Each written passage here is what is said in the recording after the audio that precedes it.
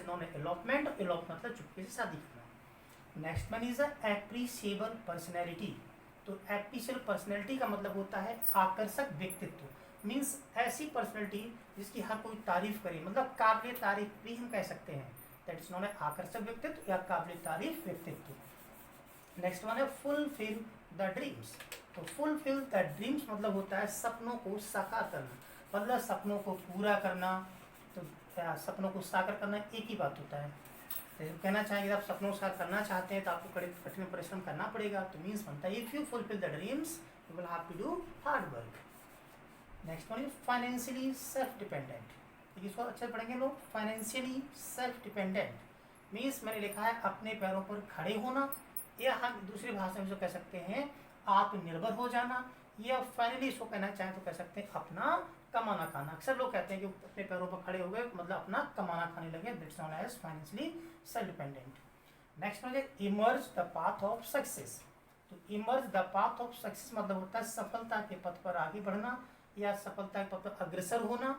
That is called emerge, मतलब आगे बढ़ने से होता है, और सक्सेस हम लोग जानते हैं। Next one is commit suicide.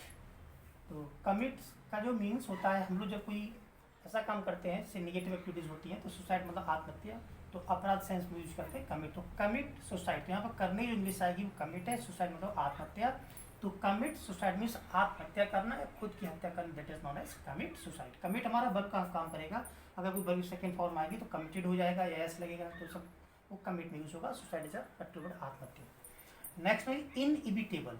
तो इनइविटेबल का जो मीन्स है यहाँ पर मैं लिखा है, यहाँ पर अपरिहार्य है, लिखा अनिवार्य। देखिए अनिवार्य का मतलब कंपलसरी और मैंडेटरी नहीं है। मैंडेटरी कंपलसरी अलग सब होते हैं, मैं आपको नेक्स्ट में डिस्कस करूँगा। तो अनिवार्य का मतलब होता है दैट वी कांट अवॉइड, हम जिसको अवॉइड न कर सकें। ऐसा कोई कारण, ऐसा कुछ चीज़, ऐसा कोई इन द सेंस एक कारण कुछ मान लीजिए, ऐसा कोई डिसीजन हो सकता है हम जिसको मतलब इन द सेंस अवॉइड नहीं कर सकते हैं, हम तब कहते हैं अपरिहार्य या अनिवार्य। इस सेंस में यहाँ पर हमारा मीन्स है इनइविटेबल। अक्सर लोग कहीं नोटिस पढ़ते हैं the school is remain close for 2 and 3 days, जो कुछ होता है ड्यू टू इनइविटेबल रीजन। तो इनइविटेबल रीजन मतलब होता है कि आपको कारण बताया नहीं जा सकता है लेकिन वो कारण को अवॉइड नहीं कर सकता है, मतलब उसको मानना जरूरी है। ऐसी घटनाएं हम लोग कभी एप्लीकेशन लिखते हैं तो वहाँ पर लिख देते हैं कि today I can't attend my office due to inevitable reason. तो जो ड्यू टू इनइविटेबल रीजन लिखा जाता है मीन्स यहाँ पे होता है कि हम एक ऐसा कारण जिसको आपको मेंशन नहीं कर सकते हैं बट वो कारण को हम अवॉइड नहीं कर सकते हैं, that is not inevitable. Next one is get stuck in traffic. तो गेट स्टक मतलब ऐसी कोई चीज़ अटकने से मतलब होता है हमारे गले में कुछ फंस जाए कहीं भी तो स्टक होता है। तो complete meaning get stuck in traffic मतलब जाम में फंसना, कहीं फंस जाना। अब जैसे कि टेंस अकॉर्डिंग वर्ब है तो हमारा गेट चेंज करेगा। जैसे मैंने फंस गया तो गेट में फंस गया था, आई हैड गॉट। तो हमारा जो वर्ब का काम करेगा गेट करेगा, स्टक इन ट्रैफिक जाम में फंसना वो हमारा निश्चित है। नेक्स्ट वन मीन्स है टीम स्पिरिट।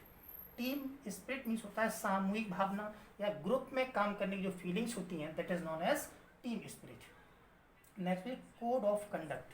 तो कोड ऑफ कंडक्ट मतलब होता है आचार संहिता। लोग अक्सर देखते हैं हम लोग चुनाव वगैरह जब होता है तो एक संवैधानिक व्यवस्था है कि इसमें जो है कोड ऑफ कंडक्ट लागू होता है, कुछ नियम्स होते हैं, उसको कहते हैं आचार संहिता। Next one is a tremendous success. देखिए ट्रीमेंडस सक्सेस का मतलब होता है बड़ी सफलता या हम कह सकते हैं अपार सफलता या ऐसी सफलता जो कि रिमार्केबल हो, मतलब लोग आपको रिमार्क करें, लोग आपको एक तरह में तारीफ करें, जिससे एक समझ में आना चाहिए, वो दिखनी चाहिए, तब लोग कहते हैं this is tremendous success. Next one is short Cummings.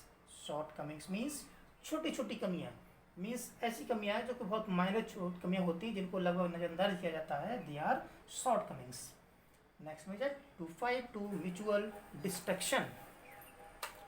To fight to mutual destruction का मतलब होता है एक दूसरे के विनाश की लड़ना या एक दूसरे के नुकसान की लड़ाई जो की जाती है उसे कहा जाता है to fight to mutual destruction.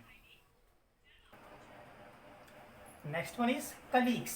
Colleagues means सहकर्मी या जो साथ में काम करने वाले लोग होते हैं उन्हें बताया he is my, they are my colleagues, सहकर्मी। Next one is victim. Victim means पीड़ित, तो हम लोग हम कहते हैं कि फ्लड विक्टिम्स, बाढ़ पीड़ित, या और भी कोई जैसे आती है सूखा पीड़ित तो ड्रॉप विक्टिम्स, या इसके बाद और भी लोग होते हैं जैसे कोरोना से जो पीड़ित हैं तो they are also corona victims. तो कहीं भी पीड़ित लोग अगर होंगे, जो लोगों ने कोई चीज़ सफ़र किया है, जो लोग का एक्सीडेंट भी हो गया है, तो जिसका एक्सीडेंट हुआ है उसे कहा जाएगा विक्टिम मीन्स पीड़ित। नेक्स्ट में इलीगल, तो लीगल का अपोजिट है, लीगल मतलब कानूनी, उसका अपोजिट है इलीगल मीन्स गैर कानूनी, या हम इसको अवैध भी कह सकते हैं, जो चीज़ गलत हो, अवैध। नेक्स्ट में किडनैप, किडनैप मतलब होता है अपहरण करना, या जिसकी जो अक्सर लोग देखा है कि जो रॉबरी टाइप के केस होते हैं जिससे लोग उसकी पकड़ कर ले जाते हैं, उसे रैंसम, एक मीनिंग और आपको बताएंगे आगे चल के, रैंसम मतलब फिरौती होती है वो लेते हैं, तो उसे किडनैप मतलब होता है अपहरण करना। नेक्स्ट में बस फेयर, देखिए वैसे हम लोग जो किराया बोलते हैं रेंट बोलते हैं, लेकिन जो बस का किराया या ऐसे मान लीजिए ट्रांसपोर्टेशन मतलब होता है बस का, ट्रेन का, हम उसको बोलते हैं बस फेयर, बस का किराया। ट्रेन फेयर तो ट्रेन का किराया। तो ध्यान देना है कि टेम्पो, टैक्सी, जो भी कुछ हम लोग कन्वींस जाते हैं हम उसे फेयर सब बोलेंगे। तो बस का था, अपने समझाने के लिए बस फेयर लिख दिया, बस का किराया। नेक्स्ट में फ्रेट फेयर, फ्रेट का मतलब माल से होता है, जैसे हम लोग बोलते हैं मालगाड़ी बोलते हैं गुड्स ट्रेन, ठीक है। तो ये हमारा कॉमन वर्ड, बट स्टैंडर्ड लेंगे हो जाएंगे तो हम उसको बोलते हैं फ्रेट ट्रेन। तो फ्रेट का मतलब माल से होता है, जो सामान आया जाता है या ले जाते हैं इधर उधर से, हम उसे बोलते हैं फ्रेट। तो फ्रेट फेयर मतलब माल भाड़ा, ठीक है। तो कभी हम लोग पढ़ते हैं कि फ्रेट फेयर को बढ़ा दिया गया है, कम कर दिया गया है, तो उससे हमारी महंगाई कम ज़्यादा कंट्रोल होती है। तो फ्रेट फेयर मीन्स माल भाड़ा, तो फेयर को मतलब ऐसे हम भाड़ा यूज करेंगे। नेक्स्ट में बाइक लिफ्टर, तो बाइक लिफ्टर मतलब होता है बाइक चोर, मीन्स जैसे कि बाइक चोर है या मोबाइल चोर है, तो ऐसे जो सामान किसी का कुछ उठा लेते हैं हम आप यूज़ करते हैं lifter. The bike lifter means bike चोर। जैसे लगेज लिफ्टर है, तो आपने देखा स्टेशन पे आपका लगेज होता है, जो यात्री सामान होता है तो वो चोरी रहता है, तो उसको बोलते हैं लगेज लिफ्टर, मतलब सामान चोरी।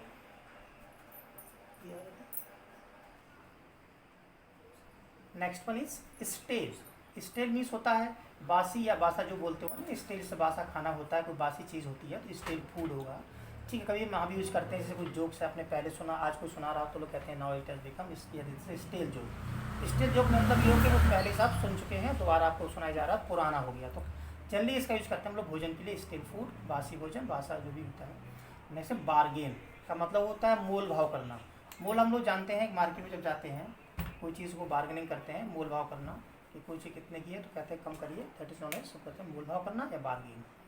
नेक्स्ट रिव्यूअर, देखिए मीनिंग रिव्यू से बना है, रिव्यू का मतलब होता है समीक्षा करना, और मीनिंग फाइनली कहाँ से बना, व्यू, व्यू का मतलब होता है कुछ विचार, रिव्यू मतलब विचार करना, और उसको विचार करने वाले बनते हैं समीक्षक, रिव्यूअर।